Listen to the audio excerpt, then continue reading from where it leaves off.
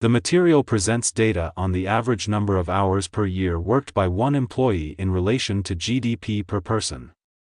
We compare the number of hours that an average employed person works in a year to the amount of international dollars per capita in the country after dividing the gross domestic product by the number of the country's inhabitants.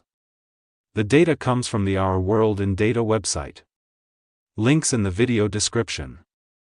The winners are those countries where you can work fewer hours a year while generating a higher GDP. In the graphic, the closer to the upper left corner, the worse, and the closer to the lower right corner, the better. It is worth staying until the end of this film to see your country and learn about its success factors and future prospects. If you like geopolitics and macroeconomics, you will learn unique information. There will be surprises. We will discuss 21 countries in a moment. Before we do this, we will put forward some working theses. Thesis 1. People want to devote as little time as possible to paid work. For proof, please see the infographic titled, How do people rate their level of satisfaction with particular activities? The data comes from the UK, but we can consider it universal at least for Europe and the Americas. Paid work is among the least pleasant activities, colored red. Looking for a job is even worse. Interestingly, a second paid job is more enjoyable than volunteer work. Free time activities marked in green are the most enjoyable. Thesis 2. People want to earn as much as possible. Thesis 3. In each country, for the system to function efficiently, the same activities must be performed, the same amount of work per person. Countries compete with each other. If one country increases GDP per capita while the average annual working time of an employee decreases, then that country must have more capital that allows it to achieve these goals at the expense of other countries. It can be financial but also intellectual capital. Financial capital allows, for example, foreign investments, i.e., enabling the establishment of factories in other countries producing our products by local workers. This way we gain access to cheaper or sometimes more competent labor.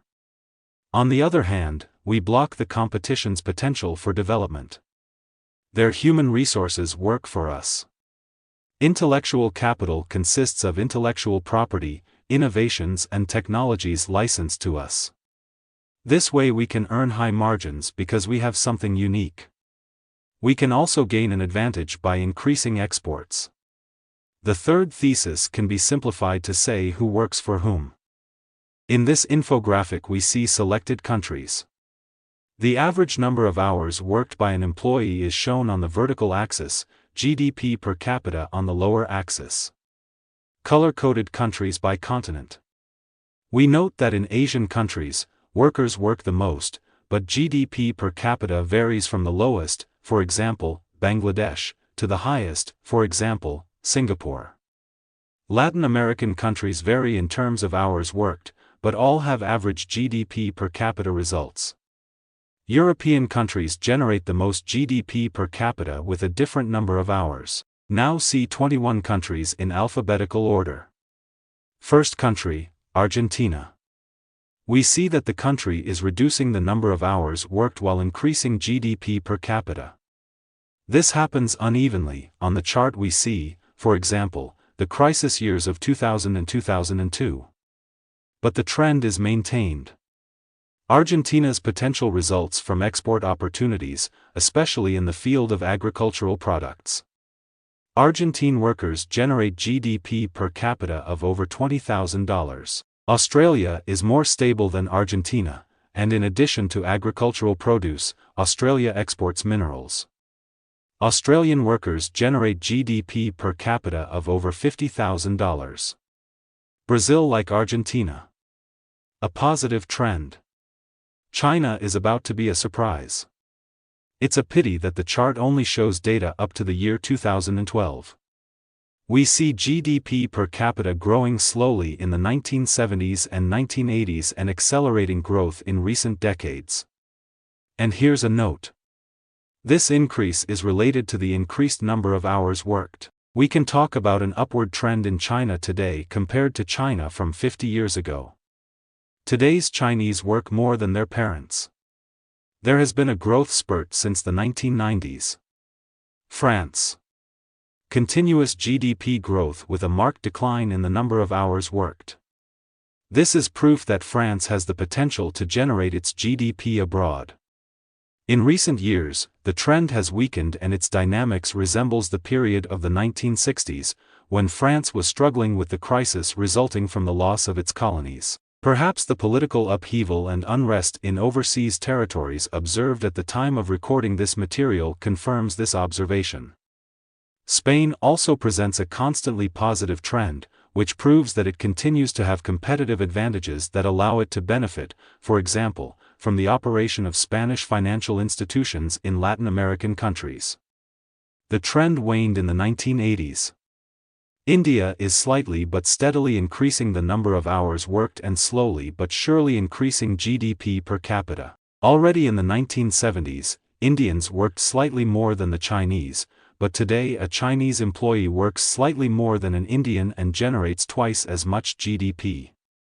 Indonesia is increasing its GDP per capita almost at the same rate as China, although less steadily. Israel consistently increases GDP per capita, but this is not accompanied by a decline in hours worked. I show this chart to all those who say that Israel rules the world. If he were in power, Israelis would work less hours and lie on the beach. Japan. We see two interesting facts.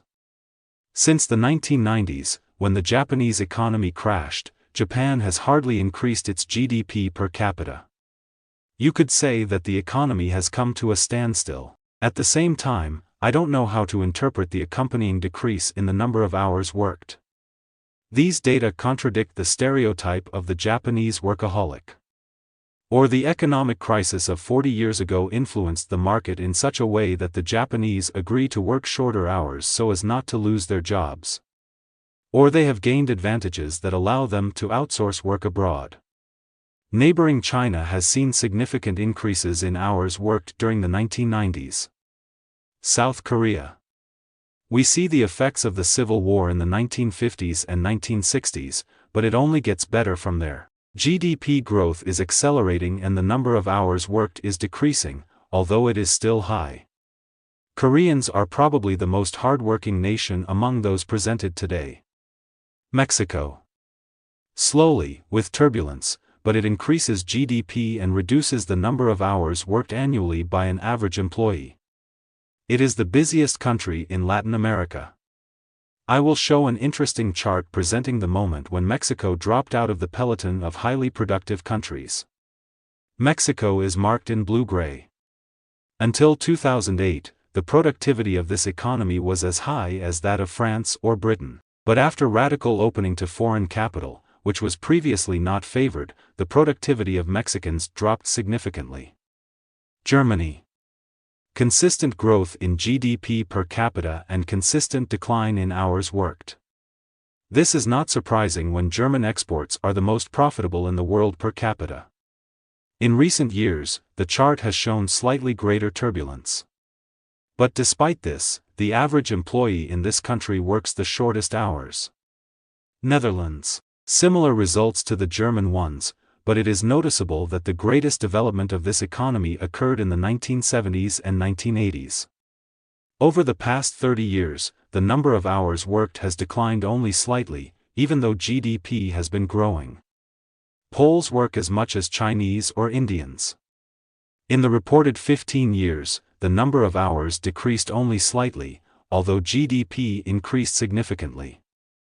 At the same time, the Russians achieved similar results as Poland, although they regressed in development in the 1990s. It is significant that there was no decline in the average annual number of hours worked in the reporting period. This proves that Russians have to generate their own GDP. Sweden. A great trend until the 1980s, but then the trend reversed. Today's Swede works 100 hours longer than his parents. This is the first country presented to change the trend from a rapid decline to a moderate increase in hours worked. Turkey. With turmoil, but increasing GDP, it consistently reduces the number of average hours worked. This country must have advantages that will enable this trend to continue. Great Britain. Since the 1980s, the trend has clearly weakened. GDP is still growing, but the number of hours worked per year is falling at a slower pace. United States. GDP per capita is consistently growing, although the chart shows years of decline in this factor. The number of hours worked is decreasing, but the rate of this decline is much lower than in Western European countries. It would seem that the country with the largest number of global companies and the largest number of technology companies would be able to boast shorter working hours. Venezuela, rich in oil, is an example of a country plagued by numerous crises. There were periods when GDP per capita increased rapidly, but also periods of strong decline. The same applies to the average annual working time.